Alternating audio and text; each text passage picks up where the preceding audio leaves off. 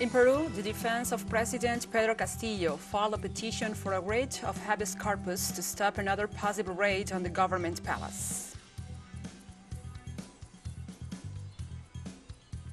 More than 8,000 flights suspended due to Omicron as Europe continues to be the most affected region.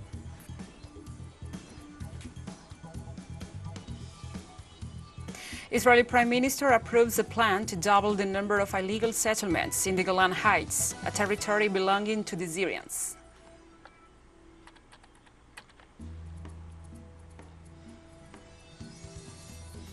From the headquarters of TeleSUR English in Havana, Cuba, this is From the South. I'm your anchor, Gladys Quesada, and these are the news. In Peru, the defense of President Pedro Castillo filed a petition for a writ of habeas corpus to stop another possible raid on the government palace. The petition, signed by attorney Eduardo Pachas, questions the impartiality of prosecutor Nora Cordova based on the derogatory comments she published on social media regarding President Castillo both before and after the electoral campaign. The lawyer noted that the prosecutor has claimed that the president heads a corrupt and terrorist government, and also stated that the Congress must impeach Castillo, showing that her interest in the outcome of the investigation into allegations of corruption involving the state oil company Petroperú is politically biased rather than evidence-guided.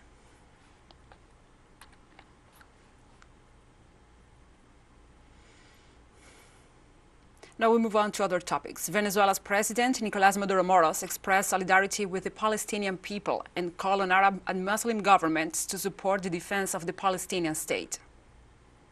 And all its people have the support of the Venezuelan people, of the Bolivarian Revolution, founded by President Chávez. And all my support, now and forever. They will always have our support. We love Palestine, all the people of Palestine, all its forces. We have very good relations with President Mahmoud Abbas, and we wish the best for Palestine. We have cooperation agreements with Palestine that are working very well. We would really like to do more for Palestine. We would like to do more for Palestine. I appeal to all the peoples of the world, to all the rulers of the world. I call on the Arab leaders and the Muslim leaders not to abandon Palestine. Palestine deserves the strong and courageous support of Arab and Muslim leaders. President Maduro also underlined his confidence in the victory of the Syrian people, led by the President Bashar al-Assad. I am certain that the Syrian Arab army, that the Syrian people, in perfect union, and President Bashar al-Assad, will make Syria flourish again. They are going to completely recover Syria, and the Arab world, and the rest of the world, will be amazed at how Syria will be reborn in the years to come.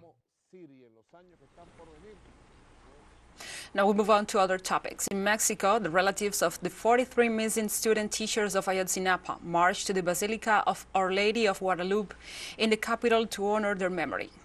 The commemoration seeks to press the authorities to speed up the investigations into the events of September 26, 2014, when the student teachers disappeared. During the mobilization, the family's attorney recalled that the Mexican army is withholding information that is crucial for the clarification of the facts and to ensure that justice is done.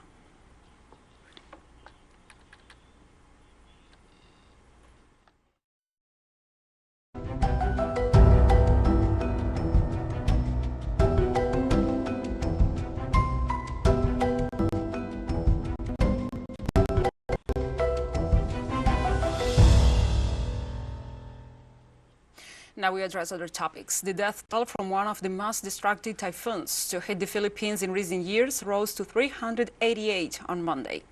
According to civil defense authorities, the updated toll of the typhoon that hit the center and south of the archipelago on December 16th and 17th increased to 388 dead, 60 missing, and hundreds injured. Currently, more than 300,000 people remain in evacuation camps and another 200,000 in shelters or homes of family and friends. Some survivors compared this storm to the super typhoon Haiyan that left over 7,000 1,000 people dead and missing in the central Philippines in 2013.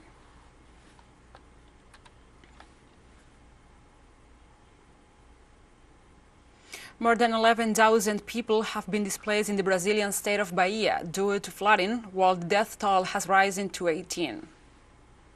The Bahia and federal governments mounted a joint operation on Saturday in collaboration with other states to mobilize personnel, aircraft and equipment, as well as provide relief to residents in the flooded areas. December rainfall in Bahia's capital, Salvador, totaled 250 millimeters through Friday, a figure 5 times the historic average.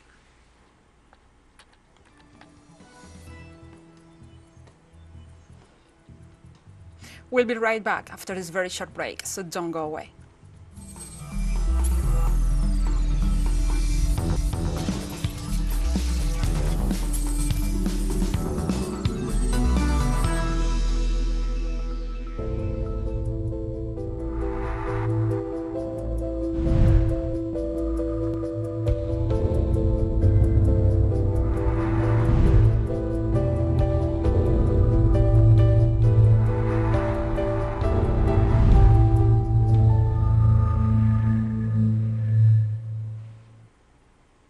Welcome back from the South. Omicron, the COVID-19 variant confirmed in over 160 countries around, and according to the latest report from the World Health Organization, is now also causing major losses in the global aircraft industry, as more than 8,000 flights were suspended in the last hours, with Europe being the most affected region due to both the infection rates and the strain in the flights. The spike in the new variant's numbers is taking a toll in flight crews and seat purchases, which forced the interruption of flights on Christmas weekend. 57% of total world suspensions have taken place in Europe, continent that also registers in the last week 3,022,868 Omicron infections, the highest progression of infections, followed by the United States and Canada, which have already surpassed 1 million cases. With these statistics in mind, European health authorities have tightened restrictions and containment measures, as well as increased vaccination rates and calls for awareness.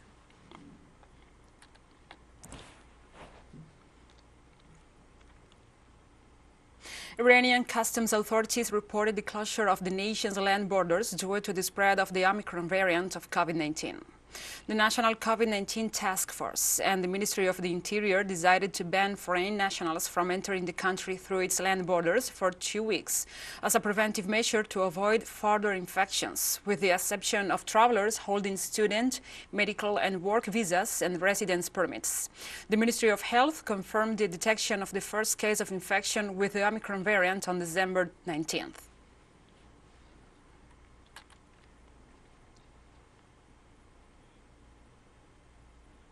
Now we continue. China reported its highest daily rise in local COVID-19 cases in 21 months, as infections more than doubled in the northwestern city of Xi'an.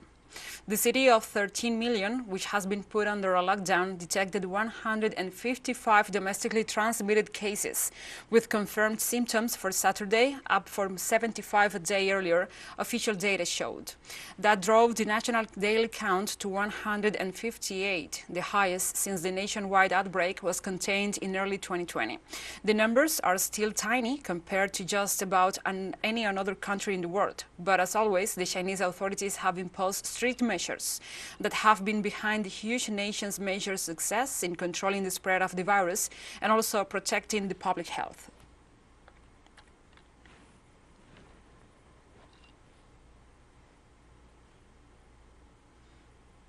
Health authorities of the Dominican Republic confirmed the first case of the Omicron variant of COVID-19 on Saturday. The case was imported from South Africa, according to the Health Ministry, and the patient is under medical surveillance with mild symptoms. The ministry also informed that it had received a notification from Chilean authorities of a traveler that tested positive for Omicron on arrival from the Dominican capital. Authorities are conducting contact tracing and have recommended that citizens avoid crowds and continue to observe the measures to prevent the spread of the virus.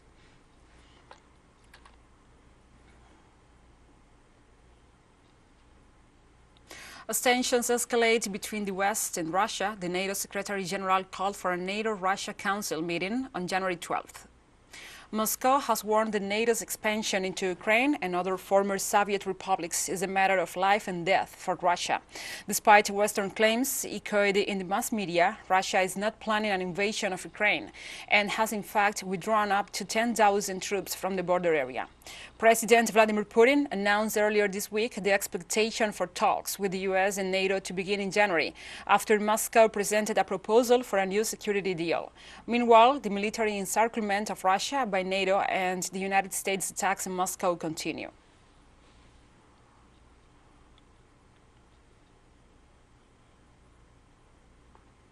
Thousands of Belgian performers, cinema operators, event organizers and others joined together on Sunday to protest the government's decision to close down the country's cultural life to stem the spread of the surging Omicron variant.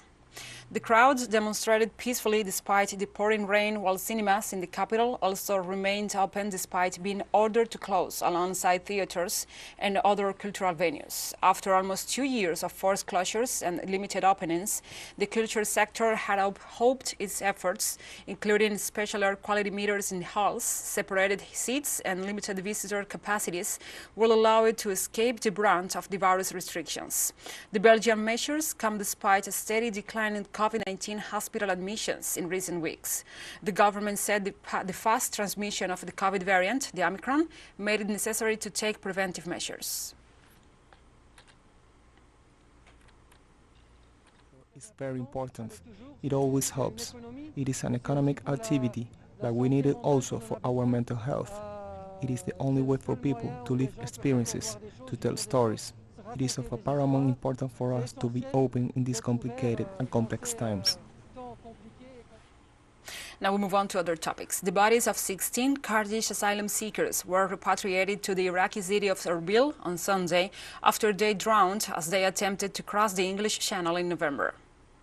Ever-increasing numbers of people fleeing conflict and poverty are risking journeys in small, unseaworthy craft from France, hoping to reach Britain and be granted asylum. But the British government continues its anti-immigrant rhetoric and policy and is blaming French authorities for failing to stop people making the crossing. As the diplomatic row between the two escalates, lives continue to be lost at the sea.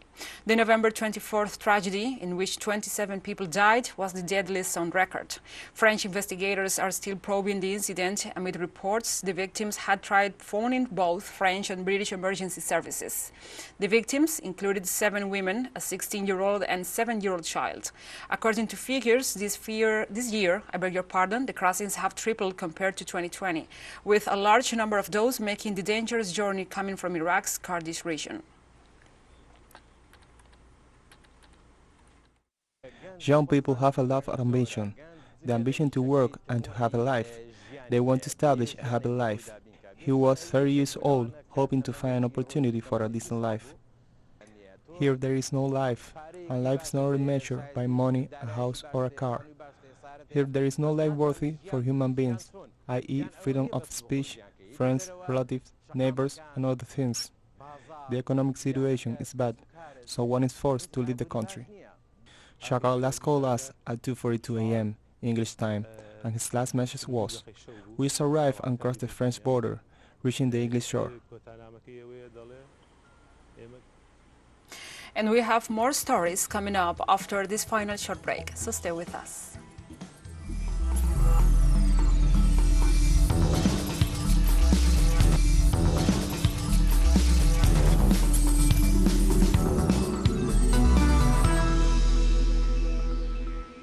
Welcome back. On Sunday, Israeli Prime Minister Naftali Bennett approved a plan to double the number of illegal settlements in the Golan Heights, a territory belonging to the Syrians. The Prime Minister will allocate more than $300 million to a program that, according to him, will double the Israeli population in that area that currently exceeds 25,000. He informed his cabinet at a weekly meeting held in the town of Mebo Hama in the occupied Golan. Bennett assured that his settlement development plan will be deployed in the Israeli city of Kadrim and foresees the construction of 7,300 settled units. The United Nations General Assembly on December 9th declared Israel's decision to impose its jurisdiction in the Upper Golan Heights territories as worthless.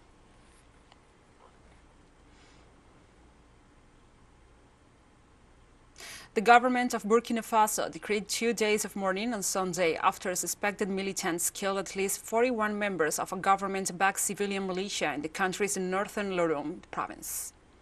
In a statement, a government spokesperson said that 41 members of the Volunteers for the Defense of the Homeland lost their lives in an ambush on Thursday while accompanying a convoy of traders in the region. This was the deadliest such attack since 2 terrorist attacks in the north of the country in mid-November, when 58 soldiers were killed, sparking public outrage and criticism of the government.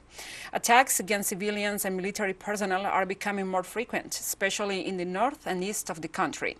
According to data from the United Nations, more than 17,000 people have been forced to flee the country for security reasons this year.